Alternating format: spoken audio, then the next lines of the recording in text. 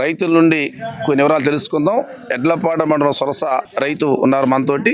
Sir, మీ అనుభవాలు చెప్పండి. ఈ పెంపకంలో వచ్చేటువంటి సమస్యలు ఏముంటాయి? అసలు మెయింటెనెన్స్కి ఎంత ఖర్చు అవుతుంటుంది? ఈ పెంపకాలు దాదాపుగా ఇది 40 ఏళ్ళ పెట్టి మేము ఎద్దులు తోలుతున్నాం. 45 ఏళ్ళు తోలాను, 2018 తోలాను.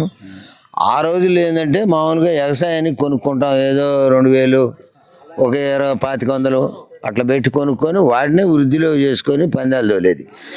రాను రాను ఏమైందంటే ఈ కొంచెం వ్యాపారాల్లో గుండా వచ్చి దీన్ని ఇంట్రెస్ట్గా మనం పందాలు 10 మందికి తెలియజేయాలా, 10 మందిలో పేరు ఉంటుందని వీళ్ళు వచ్చిన తర్వాత రైతాంగం వెనక్కిపోయి డబ్బులు ఉండేవాళ్ళల్లో వచ్చి దాదాపు ఒక్కొక్క ఎద్దుని 80 లక్షల వరకు పోయారు. 2000కి జతను కొని పందాలు తేలాం. చిన్న సైజు నుంచి పెద్ద సైజు దాకా తోలేం. చిలకలూరుపేట దాకా గణపారంలో జొన్నలగడ్డ తోలేం. ఏది 2000కి కొన్న ఎద్దులే, 22 ఎద్దులకు కొన్నాయి. అడుసుమల్లి, జొన్నలగడ్డ, గణపారం అన్ని పందాలు రెండో సైజు పెద్ద సైజులో కూడా తోలినాయి. అయ్యే ఎద్దులు ఇప్పుడు 2 కోట్లు దాకా పోతున్నాయి ఎద్దులు.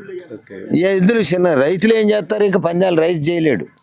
రైతు పందాలు చేయలేడు, పొలము చేయలేకపోతున్నాడు. రైతు ఎందుకు పొలం చేయలేకపోతున్నాడు? పిల్లలు ఏమంతానే చదువులు పోయారు. ఊళ్ళో ప్రతి ఒక్క ఆ కులం లేదు, ఈ కులం లేదు, అన్ని కులాల వాళ్ళు కూడా చదువులే. ఇవాళ వ్యవసాయం అనేది రైతు అందులో లేదు. ఒక జత ఎద్దులు మేపటానికి నెలకి ఎంత ఖర్చు అవుద్ది? నెలకి ఎంత ఖర్చు అయింది? ఉలవలు 14,000 అమ్మినాయి, ఇవాళ 4,000 అమ్ముతున్నాయి. దాన్ని కరెక్ట్గా చెప్పలేము. కరెక్ట్గా చెప్పాలంటే సంవత్సరానికి 1,50,000, 2 లక్షలు మేపుకే అయింది. ఓకే. దాదాపుగా ఇక తతిమాయి ఎద్దు తాడు పట్టుకునేవాడికి ఒక 500 ఇవ్వాలి. 3 రోజులకు ఒకసారి ఈ 6-7 మనుషులు ఉంటారు. 3,000 రూపాయలు అయింది ఒక బేట వేయాలంటే. పందానికి వచ్చి పోవాలనే తలకి ఒక 15,000 అయింది, లారీ కానీ ఏదైనా కానీ. ఇది పరిస్థితి. అందువల్ల చిన్న రైతులు చేయలేరు. సార్, ఇంత ఖర్చు పెట్టి మీరు ఎట్ల ప్రదర్శనకు వస్తారు అంటే వీటి మీద మోజా లేకపోతే అభిమానమా? భ్రమ. ఈ భ్రమ ఏంది? ఇందానే చెప్పాను కదా, రైతులు అనేది ఇక చేయలేరు. రైతు కూడా ఎవడన్నా నాబోటోడు వెనకేదో చేసాంలే ఇప్పుడు కూడా చేద్దామని అంటే అది 500 ఇస్తేనేమో మన దగ్గర లేవు. ఎవడన్నా 500 ఈటాని పాలు మాలినా కూడా వాడు తాగితే నేను ఒప్పుకోను.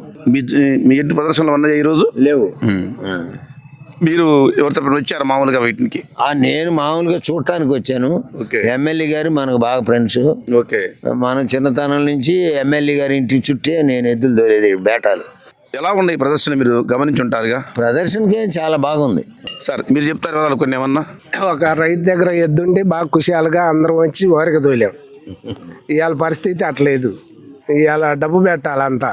ఇవాళ డబ్బు పెడితేనే రైతాంగంగా మటుకు ఏ పని చేయటానికి లేదు. అట్టు వచ్చింది వ్యవహారం. ఇవాళ పసిపిల్లగాడి కంటే ఎక్కువ తిండి ఎద్దులకు పెట్టి అంత టెన్షన్ తెచ్చి అంత పోటీలు పడుతున్నారు.